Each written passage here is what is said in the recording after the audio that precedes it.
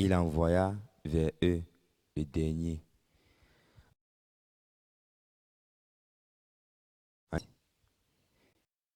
Ils auront dit entre eux, voici l'héritier, venez, tuons-le, et l'héritage sera à nous. Et le jetèrent hors de la vigne. Maintenant, que fera le maître de la vigne? Il viendra, fera périr les vignerons, et il donnera la vigne à d'autres. N'avez-vous pas lu cette parole de l'Écriture? La pierre qu'ont rejetée ceux qui bâtissaient est devenue la principale de l'angle. C'est par la volonté du Seigneur qu'elle est devenue. C'est un prodige à nos yeux. Ils cherchaient à se saisir de lui, mais ils craignaient la foule. Ils avaient compris que c'était pour eux que Jésus avait dit cette parabole, et ils le quittaient et s'en allaient. Et très reconnaissant à Dieu. J'ai vraiment reçu la grâce ce matin de me placer aussi devant vous, pour aussi partager mon cœur. Depuis cette semaine, et particulièrement depuis hier, le pasteur, il est en train de nous conduire dans Marc chapitre 12. Et dans Marc chapitre 12, le point qui est important, c'est le point, en fait, focaliser la vie. C'est focaliser la vie. Donc, pendant que je suis en train de mener la vie spirituelle, je dois avoir une focalisation. Mais quelle est la focalisation que j'ai pendant que je mène la vie spirituelle? La focalisation que Dieu veut que j'ai pendant que je mène la vie spirituelle, c'est de donner la vie. Ce n'est pas autre chose. Depuis que je suis à l'église aussi, que j'ai passé un certain temps à l'église, en regardant la vie de l'église, en observant la vie de l'église, en observant aussi la vie des missionnaires.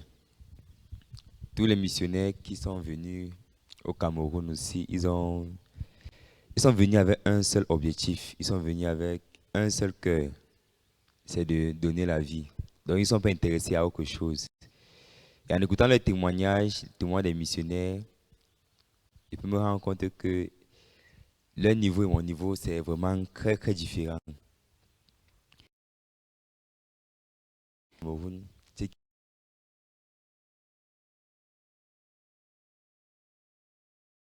là où on a envie de vivre, c'est en Corée du Sud. Pourquoi? Parce que là-bas est confortable. C'est vrai que moi, je suis jamais allé en Corée du Sud, il ne peut pas savoir, il ne peut pas comparer vraiment, il ne peut pas imaginer. Ce qu'il dit, c'est que la Corée du Sud est 10 fois plus confortable que le Cameroun en termes de conditions économiques.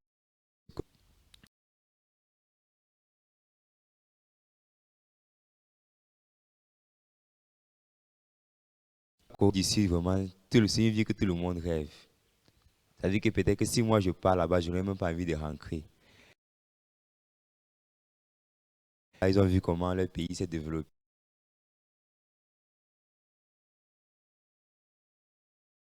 Payer ce confort-là pour venir vivre là où il y a la difficulté, là où il y a la pauvreté, même si on peut dire comme ça, là où il y a les problèmes, là où il y a les situations, donc là où ce n'est pas confortable quand même selon la chair. Donc ils préfèrent venir vivre dans cette le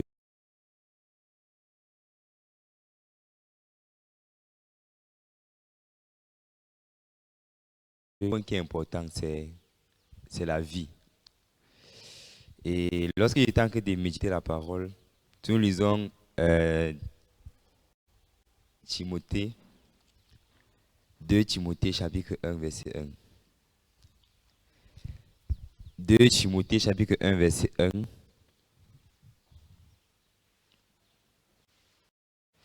2 Timothée chapitre 1 le verset 1.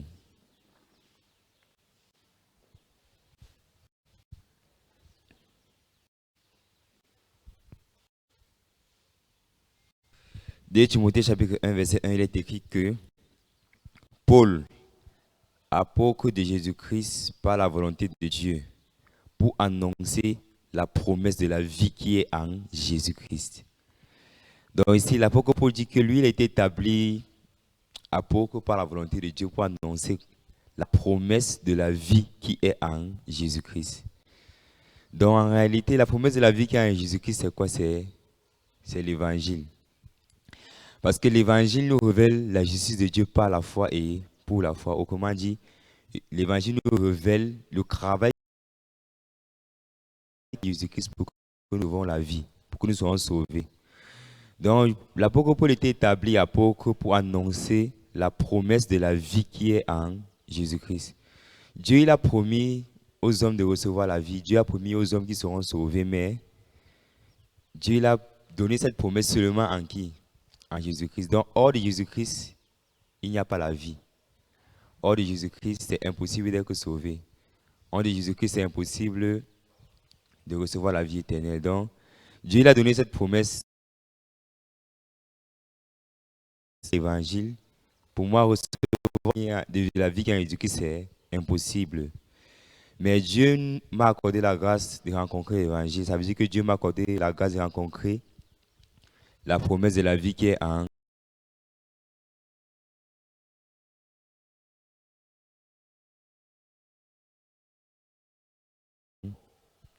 Il peut aussi recevoir la vie.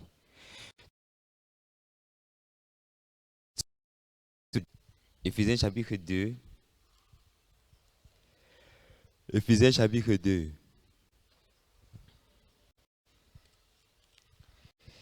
Éphésiens chapitre 2, le verset 1.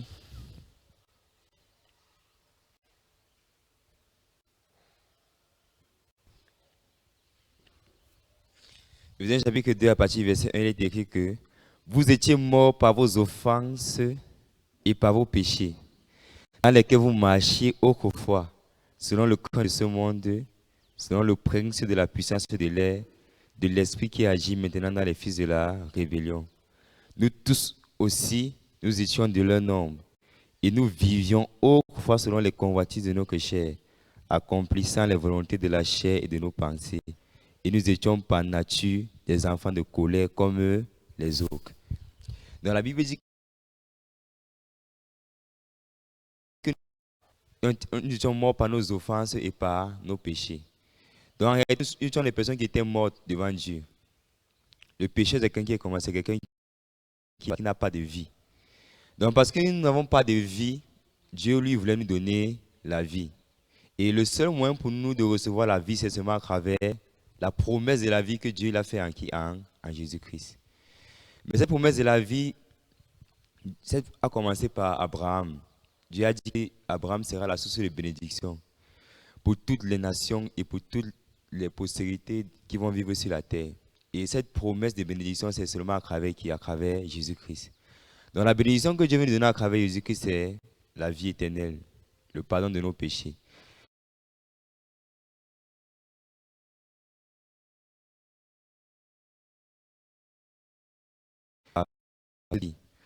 Donc moi aussi, Dieu m'a accordé la grâce de rencontrer l'évangile. Ça veut dire que Dieu aussi m'a accordé la grâce de rencontrer la promesse de la vie. L'évangile, c'est qu'il a rencontré la vie. Mais celui qui ne rencontre pas l'évangile aussi, c'est qu'il n'a pas encore rencontré la véritable vie.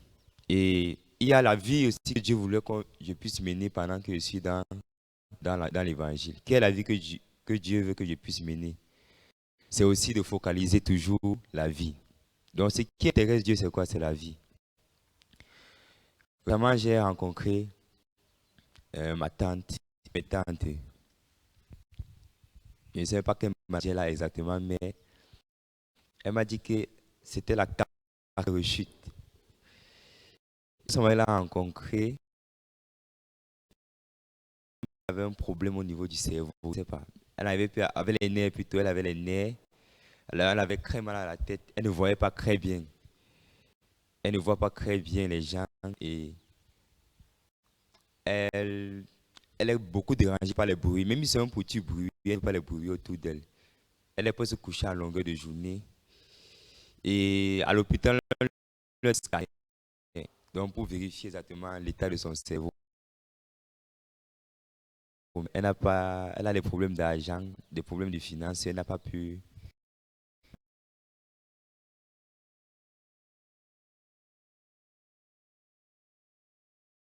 passer chez l'une de mes tantes parce que mes tantes disent que si Dieu a permis qu'elle arrive au Yoma, c'est comme ça que nous sommes allés pour causer avec elle aussi, pour lui prêcher l'évangile. Et pour me rendre compte que jusqu'à présent, elle a vécu sa vie, mais elle ne connaît même pas. En fait, elle a vécu sans objectif. Elle ne connaît même pas pourquoi elle est sur la terre. Donc, c'est comme si elle est perdue. Et pendant beaucoup de temps aussi, il y a beaucoup de personnes qui vivent de cette manière. Ils pensent qu'ils sont seulement les enfants, travailler, élever les enfants, après s'ils vont mourir, laisser l'héritage. Donc, c'est leur focalisation là-bas. Mais la focalisation que Dieu,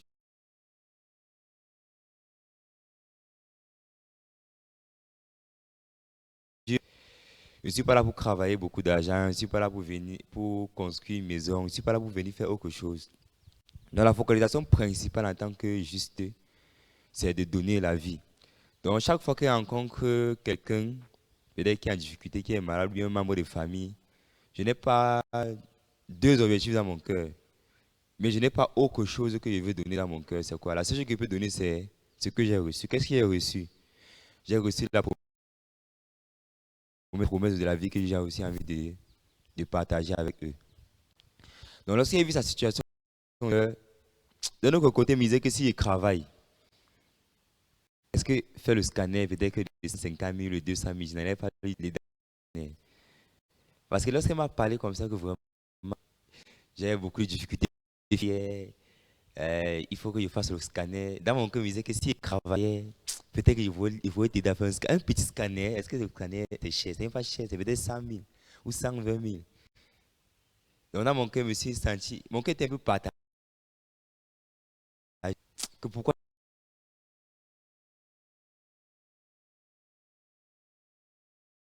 j'étais devant elle. Mais je me suis posé une question, c'est que pourquoi Dieu m'a placé à cette position de missionnaire?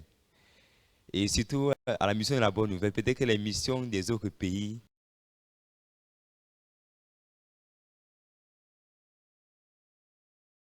mais les missionnaires de la mission de la bonne nouvelle, on ne travaille pas. On ne travaille pas et parce qu'on ne travaille pas aussi, parfois les membres de nos familles nous regardent souvent comme les personnes extraordinaires. C'est étonné que comment quelqu'un peut vivre là-bas sans travailler. Et toi, tu fais comment pour vivre? Tu fais comment pour faire telle chose? Tu fais comment pour faire telle chose? Et récemment aussi, il y a aussi la grâce que le pasteur m'a présenté une soeur pour le mariage. Et lorsque c'est arrivé chez ma tante, qui était malade avec ma fiancée aussi, mon cousin m'a posé une question. La prochaine étape, c'est qu'on doit faire. Il me dit que tu es prêt? Il a dit moi, je me dis que je suis prêt d'avoir rien dans mon cœur, que je suis prêt, vrai, vrai. Et d'avoir rien ici, prêt comment. Mais dans mon cœur, j'étais reconnaissant de ce que, en me plaçant devant Dieu, en priant devant Dieu, Dieu pouvait me donner l'assurance dans mon cœur. À travers la parole de Hébreux, chapitre 13, le verset 6, qui dit que c'est donc avec assurance que nous pouvons dire que le Seigneur est mon aide. Je ne crains rien que peut me faire un homme. Donc, si Dieu m'aide, ça veut dire que je suis comment? Je suis prêt. Mais dans mon cœur, il me disait que si je travaillais, je pouvais aider ma tante, je pouvais soutenir. Parce que lorsque nous étions petits, on partait souvent en congé au village, c'est elle qui prenait soin de nous. Elle faisait toutes choses pour nous. Et quand on rentrait même des vacances, elle nous faisait les gros, gros paquets pour rentrer avec. Et dans mon cœur, j'avais cette nostalgie que vraiment, pourquoi je ne travaille pas? Si je travaillais, c'est qu'il pouvait l'aider, pouvait la soutenir. Donc j'ai eu ce. Mais lorsque je regardais la vie que Dieu aussi m'a permis de mener, Dieu ne m'a pas permis de mener la vie qui focalise autre chose. Dieu m'a permis de mener la vie qui focalise uniquement quoi? Focaliser la vie, sauver les âmes, prêcher l'évangile. Donc pendant que je suis en train de méditer sur la parole de Marc chapitre 12, je me rends compte qu'il y a un point qui est très important dans Marc chapitre 12. Si nous relisons Marc chapitre 12, le verset 1, Marc chapitre 12, verset 1, il est écrit que Jésus se mit ensuite à leur parler en parabole. Un homme planta une vigne. Il l'entoura d'une haie, creusa un pressoir, il bâtit une tour. Puis, il la ferma à des vignerons et quitta le pays. Donc ici, là, Dieu dit que, ici, là, Jésus-Christ dit que l'homme qui a loué la vigne, il la ferma à des vignerons. Alors, qu'est-ce que signifie afferma? Ou bien, qu'est-ce que signifie affermer? Donc, c'est loué à un vil prix. Donc, il a affermé la vigne au vigneron. Ça veut dire qu'il a loué la vigne au vigneron à un vil prix. Donc, il les a loués à un prix minable même. Donc, les vignerons sont dans la vigne, mais c'est une vigne on les a alloués. Ce n'est pas une vigne. On les a alloués, ils peuvent travailler. Tout ce qu'on veut, c'est peut-être que la dîme du produit de la vigne. Bien que les vignerons travaillaient dans la vigne, bien qu'on les a loués, la queue de la vigne a commencé à envoyer les serviteurs pour demander la récolte. Dans leur cœur, ils ont refusé croiser, mais ils ont refusé. On a envoyé même le fils, l'héritier, ils l'ont tué. Donc, ils ont refusé.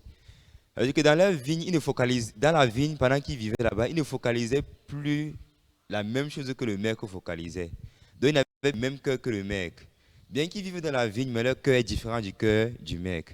Bien que je suis dans l'église, je peux me rendre compte que mon cœur est différent du cœur de Dieu.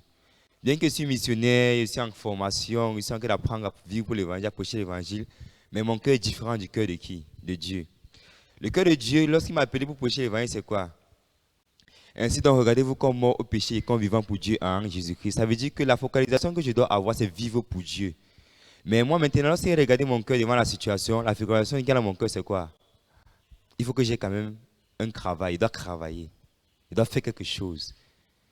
Il ne doit pas seulement rester comme s'il dit que oui, il prêche l'évangile, mais j'ai vu qu'il y a ce cœur qui est en moi. Ah, j'ai aussi le cœur de travailler.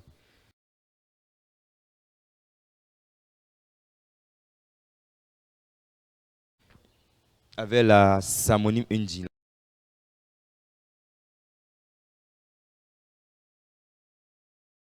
la CPEF. Donc, c'est une agence des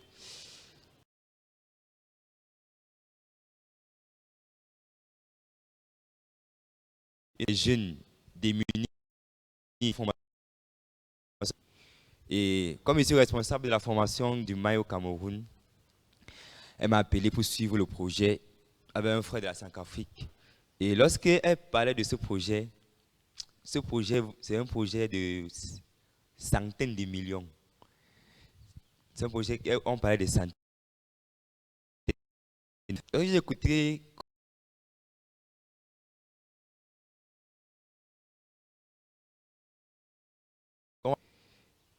pour le début, on a commencé avec 2000 jeunes à Bangui. Et il faut 20.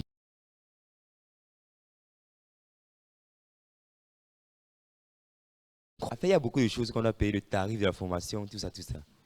Donc lorsque j'ai écouté le projet, le projet était peut-être dans les 700 millions que je comme ça. Mon cœur a bougé, que 700 millions, comment c'est possible? Et j'ai eu le cœur, ok, sur les 700 millions, je peux avoir combien? Ça me donne même 5 millions sur les 700 millions, là, c'est rien. 5 millions.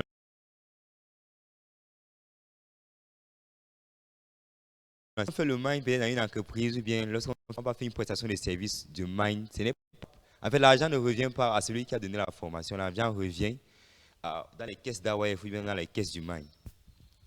Mais dans mon cœur a pris une autre direction, que j'ai pensé maintenant à moi-même. J'ai commencé à avoir le cœur pour moi-même.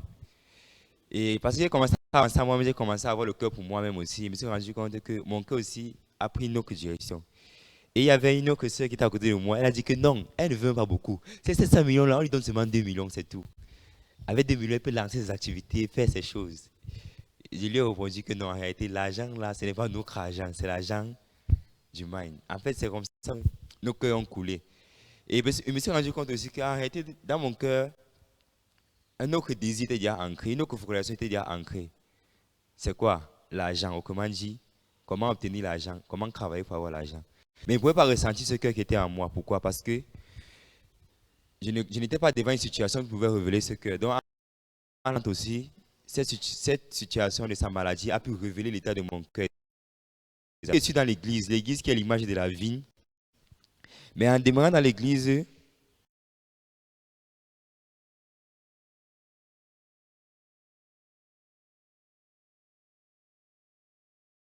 sans rien attendre en retour, sans attendre quelconque rémunération.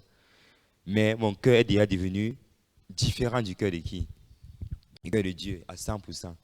Et lorsque vous pouvez regarder ce cœur aussi, vous pouvez me rappeler d'une parole, lisons 1 Corinthiens chapitre 9. 1 Corinthiens,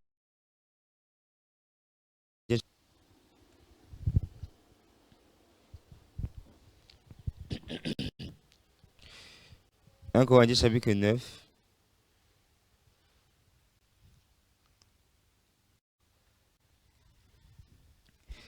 1 Corinthiens chapitre 9 à partir du verset 12. Il dit que si donc juste de se gloire sur vous, n'est-ce pas plutôt à nous d'en jouir? Mais nous n'avons point usé de ce gloire. Au contraire, nous souffrons tout afin de ne pas créer d'obstacles à l'évangile de Christ.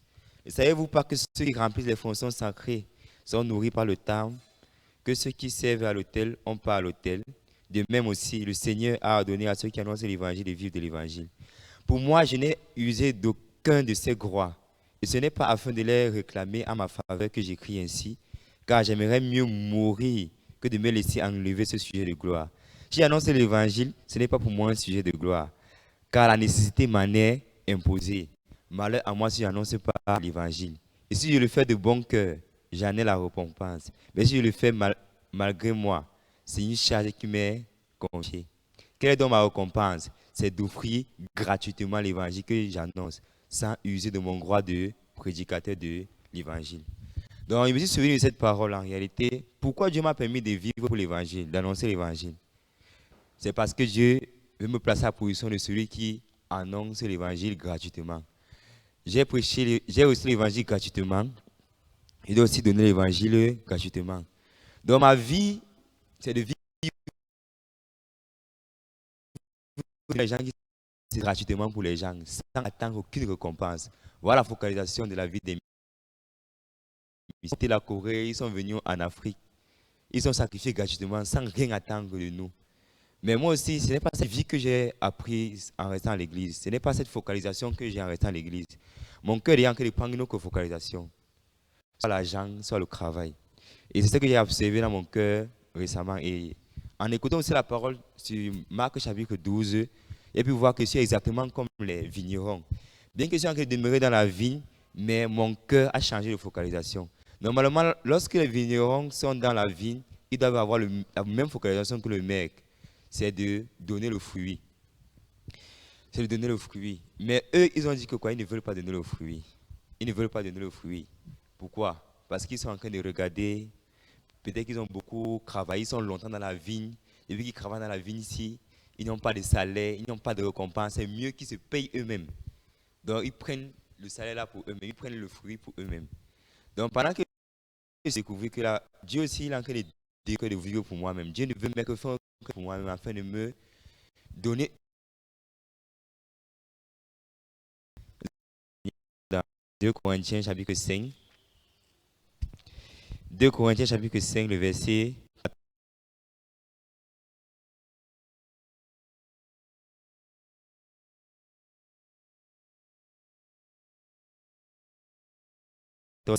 Nous estimons que si un seul est mort pour tous, tous donc sont morts. Et qu'il est mort pour tous, afin que ceux qui vivent ne vivent plus pour eux-mêmes, mais pour celui qui est mort et ressuscité pour eux. Donc pendant que les vignerons sont dans la vigne, ils ont reçu la grâce du maître de la vigne, mais ce n'est pas pour eux, mais ils doivent vivre dans la vigne pour le maître qui les établit dans la vigne. Donc moi aussi, écouter l'évangile et reçu le salut, ce n'est pas pour vivre pour moi-même, mais pour vivre pour celui qui m'a aimé et qui est mort et ressuscité pour moi. Donc le cœur que Dieu m'a donné aussi en écoutant cette parole, c'est quoi? Ah, Dieu veut détruire le cœur de vivre pour moi-même pendant qu'il reste dans l'évangile.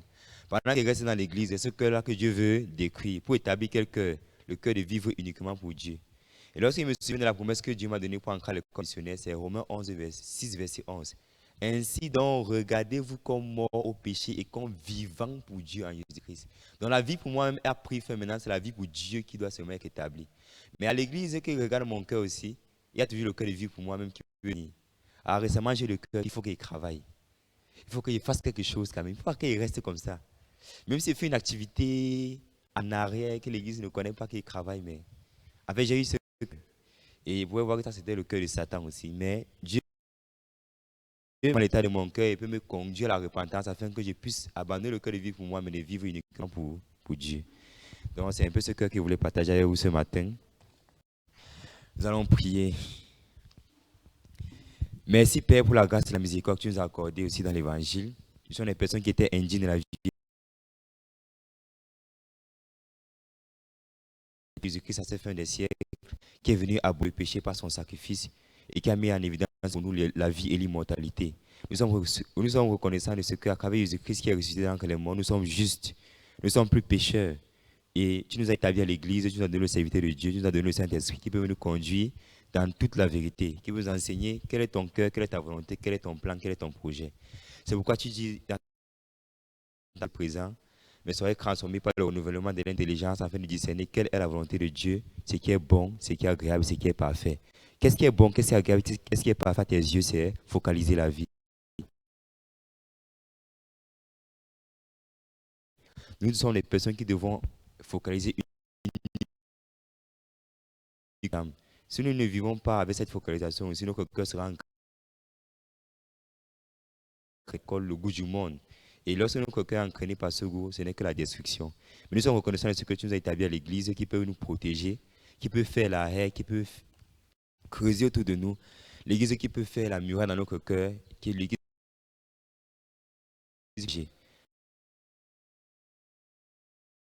Laisser l'iniquité dominer sur nous.